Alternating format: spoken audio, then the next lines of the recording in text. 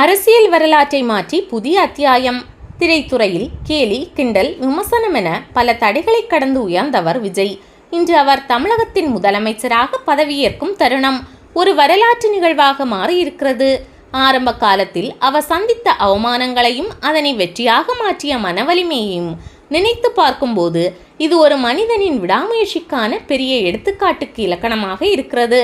அதாவது, இவருடைய முகத்துக்கு நடிகராக வரலாமா என கேலி செய்தனர். நடனம் மட்டும்தான் தெரியும், காதல் படங்களில் ஒரே மாதிரி நடிக்கிறார் என விமர்சன கணைகளை நாலாபுரமிருந்து அள்ளி வீச அவரோ அதனை படிக்கல்லாக மாற்றி தன்னை செதுக்கிக் கொண்டே இருந்தார். பின்னர் காதல், ஆக்ஷன், நகைச்சுவை, தங்கை சென்டிமெண்ட் என அனைத்து வகை கதாபாத்திரத்திலும் நடித்து ரசிகர்களை கவர்ந்தார். அவருடைய வெற்றியின் மிகப்பெரிய ரகசியம் குறைகளை கூட பலமாக மாற்றிக்கொள்ளும் திறன் என விமர்சனம் செய்தவர்களே புகழாரம் சூட்டினார். இவ்வாறு திரையுலகில் அசத்திய அவர் இளைய தளபதி என பட்டத்தை பெற்றார். மேலும் தமிழ் திரையுலகின் வசூல் சக்கரவர்த்தி எனவும் இவரை புகழ்ந்தனர். அதற்கு முக்கிய காரணம் குடும்பமாக சென்று விஜய் படத்தை பார்த்தனர். அதுவே அவரை திரையுலகத்தின் உச்சத்திற்கு கொண்டு சென்றது. பிறகு அவர் தமிழக வெற்றி கழகம் கட்சியை தொடங்கி அரசியலுக்குள் புகுந்தார். அப்போதும் அவர் மீது விமர்சன கணைகள் சகட்டு மேனிக்கு வீசப்பட்டன. கூத்தாடிதானே, எப்படி வெற்றி பெறுவார் என்று பல நக்கல் செய்தனர். பவள விழா கண்ட திமுக கட்சி மற்றும் அதிக முறை ஆண்ட அதிமுகவுக்கு இடையே இவர் தன்னுடைய கட்சியை எப்படி கரை சேர்ப்பார் என அரசியல் வல்லுநர்கள் தங்கள் கருத்தை எதிரொலித்தபடி இருந்தனர். ஆனால் அவர் அமைதியாக அரசியல் பயணத்தை தொடர்ந்தார். கூட்டம் வரலாறு காணாத அளவில் கூடியது. பிரச்சாரத்திற்கு அவர் செல்லும் இடங்களிலெல்லாம் மக்கள் தலையாக தென்பட நடிகரை பார்க்க கூட்டம் வரதான் செய்யும், ஓட்டாக மாறாது என்றனர். ஆனால் அவர் அரசியல் வரலாற்றை மாற்றுவேன் என சூளுரைத்தார். அதுவும் எம்ஜிஆர் உருவாக்கிய அரசியல் புரட்சியைப் போல புதிய மாற்றத்தை கொண்டு வருவேன் என்று கூறிய அவர் அதை செயலிலும் நிரூபித்து காட்டியுள்ளார். சில தொகுதிகள் மட்டுமே வெல்வார், ஓட்டுகளை பிரிப்பார் என கணிப்புகள் வந்த நிலையில் ஆண்ட மற்றும் ஆளும் கட்சிகளுக்கு அதிர்ச்சி அளிக்கும் வகையில் 108 தொகுதிகளை கைப்பற்றி அரசியல் வரலாற்றில் புதிய அத்தியாயம் எழுதினார். இந்த வெற்றியின் பின்னால் இளைஞர்கள், பெண்கள், முதல் முறையாக வாக்களித்தவர்கள் என பல தரப்பினரின் ஆதரவு இருந்தது. சாதி, மதம், அரசியல் கட்சிகளை தாண்டி மக்கள் ஆதரவு அவருக்கு இருந்தது. எல்லோரும் கட்சி ஆரம்பித்து மக்களை சந்திப்பார்கள். நான் ஏற்கனவே மக்களின் மனதில் இடம் பிடித்து அவர்களுடைய வீட்டில் ஒருவனாக ஆகி கட்சி ஆரம்பித்துள்ளேன் என வீரவசனம் பேசினார். அது உண்மையாகவே தற்போது நடந்து தேர்தலில் மாறிவிட்டது. அந்த பேச்சு கிராமம் முதல் நகரம் வரை பெரும் வரவேற்பை பெற்றது. திரையில் இளைய தளபதியாக இருந்த விஜய் இன்று மக்களின் மனதில் தலைவராகவும் தமிழக முதலமைச்சராகவும் உயர்ந்துள்ளார்.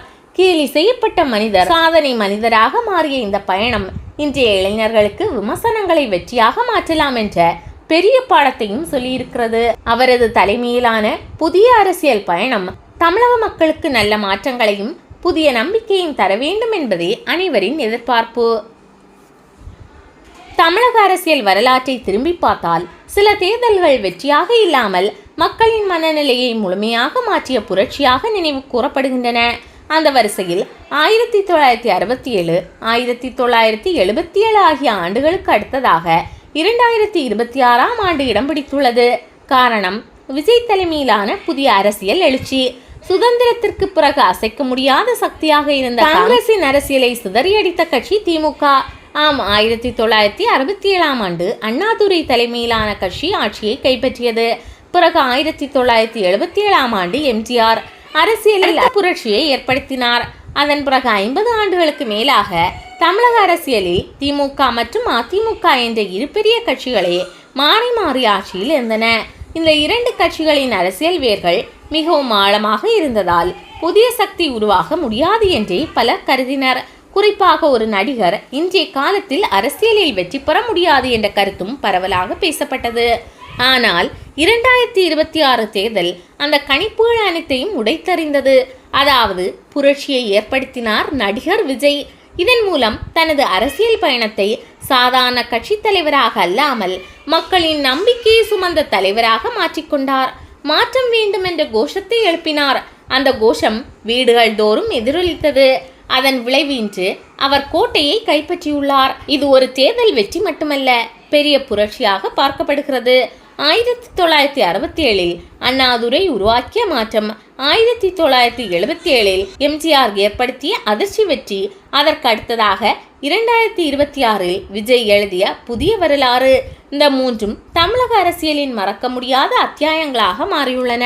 மாண்புமிகு மாணவன் முதல்வர் விஜய் இன்று தமிழக இளைஞர்களின் 3 எழுத்து தாரக மந்திரமாக மாறியுள்ளது. சினிமாவில் தொடங்கிய அவரது வெற்றி பயணம் விசில் சத்தத்துடன் செயின்ட் ஜார்ஜ் கோட்டையில் வெற்றிகரமாக ஒலிக்கிறது.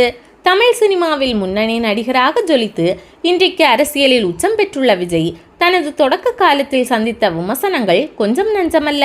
தமிழ் சினிமாவின் முன்னணி இயக்குனரான எஸ். ஏ. சந்திரசேகர், பாடகி சோபா தம்பதிக்கு மகனாக பிறந்த விஜய் தனது பள்ளி படிப்பை சென்னையில் முடித்தார். சென்னையில் அயோலா கல்லூரியில் விஷுவல் கம்யூனிகேஷன்ஸ் படித்தார். ஆனால் முடிக்கவில்லை. சிறுவயதிலேயே விஜயின் சினிமா ஆசையை உணர்ந்து கொண்ட எஸ். ஏ. சந்திரசேகர் தான் இயக்கிய படங்களில் குழந்தை நட்சத்திரமாக அவரை பயன்படுத்தினார். அந்த வகையில் வெற்றி, குடும்பம், நான் சிவப்பு மனிதன், வசந்தராகம், சட்டம் ஒரு விளையாட்டு, இது எங்கள் நீதி போன்ற படங்களில் அவர் துணை வேடங்களில் தலை காட்டினார். பிற்காலத்தில் அரசியலில் நுழைந்து மக்கள் தீர்ப்பை சாதகமாக்குவார் என்பதால் என்னவோ அவர் கதாநாயகனாக அறிமுகமான படம் நாளைய தீர்ப்பு 1992 வெளியானது. இந்த படத்தை அவரது தந்தை எஸ். ஏ. சந்திரசேகர் இயக்கினார். இதையடுத்து செந்தூர பாண்டி என்ற படம் வெளியானது.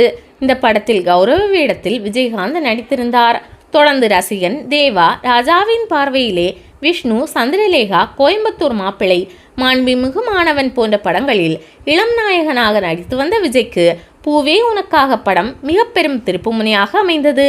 இந்த படத்தின் மெகா வெற்றியை தொடர்ந்து விஜய் தனது படங்களை கவனமாக தேர்வு செய்தார். அதன் பிறகு அவரது படங்கள் பேசப்பட்ட நிலையில் 1997 வெளியான காதலுக்கு மரியாதை படம் அவரை புகழின் உச்சத்திற்கு கொண்டு சென்றது. அவருக்கென மிகப்பெரிய ரசிகைகளை உருவாக்கியது. 90களின் பிற்பகுதியில் தவிர்க்க முடியாத நட்சத்திரமாக இருந்த விஜய் நினைத்தேன் வந்தாய், துள்ளாத மனமும் துள்ளும், ஃப்ரெண்ட்ஸ் படங்களை தொடர்ந்து குஷி என்னும் மெகா ஹிட் படங்களை கொடுத்தார். 2004 வெளியான கில்லி விஜயின் சினிமா வரலாற்றில் சூப்பர் டூப்பர் ஹிட் படமாக அமைந்ததுடன் அவரை வேறொரு தளத்திற்கு கொண்டு சென்றது. அதன் பிறகு திருப்பாச்சி, சிவகாசி, போக்கிரி, துப்பாக்கி என விஜய் சினிமாவில் மிகப்பெரிய தளத்திற்கு சென்றார். அதன் பிறகு சினிமா என்பதை தாண்டி விஜயின் பாதை வேறு என்பதை கொஞ்சம் கொஞ்சமாக அவர் நடித்த படங்கள் உணர்த்தின. அதில் அரசியல் பஞ்சுவசனங்களும் இடம்பெற்றன. தலைவா, கத்தி, சர்கார் போன்ற படங்கள் விஜயின் அரசியல் பிரவேசத்திற்கு கட்டியம் கூறுவதாகவே அமைந்தன.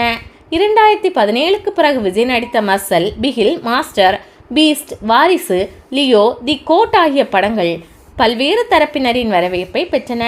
அரசியல் கட்சி தொடங்கிய பின்னர் விஜய் கடைசியாக நடித்த ஜனநாயகன் படத்திலும் அரசியல் நடி அதிகமாகவே இருக்கிறது. ஆனால் இன்னும் இந்த படம் ரிலீஸுக்கு வராமல் முடங்கி இருக்கிறது.